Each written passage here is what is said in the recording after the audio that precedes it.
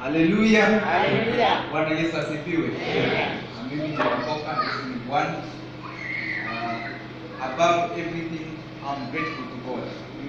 Bwana Yesu asifiwe. Amen. Nilikuwa na ndugu yangu jana usiku mwenye tulikuwa na graduate na yeye leo.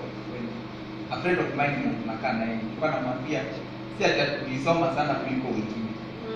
Nikiwa high school I remember that my friends who read so much. Hata nilikuwa naangalia wengine wanabaki shule wanasoma. Mimi sikuwa nashughulika sana na kitabu. Lakini Mungu kwa uwezo wake ananisaidia na pita mtihani. Kwa hivyo ni shukrani kubwa kwake Mwenyezi Mungu siku ya leo. Bwana Yesu asifiwe.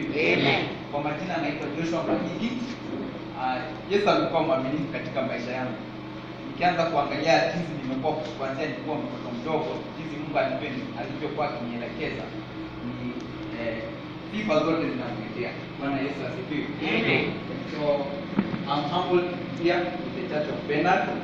Last Sunday I remember pastor aliniambia kuja come to church and welcome people for the graduation. Amen. Nikashangaa sasa na akaribisha watu. I said we had shared that with Lydia, but we had a lot of struggle within us. Nikasema pastor anasema tukaribishe watu kwa graduation. Watu watakuja wakae hivi hata hakuna maji ya kunywa and anything, but I thank God for the church. We have been so much supportive through. I've really made a lot of consultations with long calls through Pastor and plus the leadership of the church. So Peter, thank you. Sunday I came kanikaribisha and made that announcement, and I'm grateful that God has made this day the way it is today.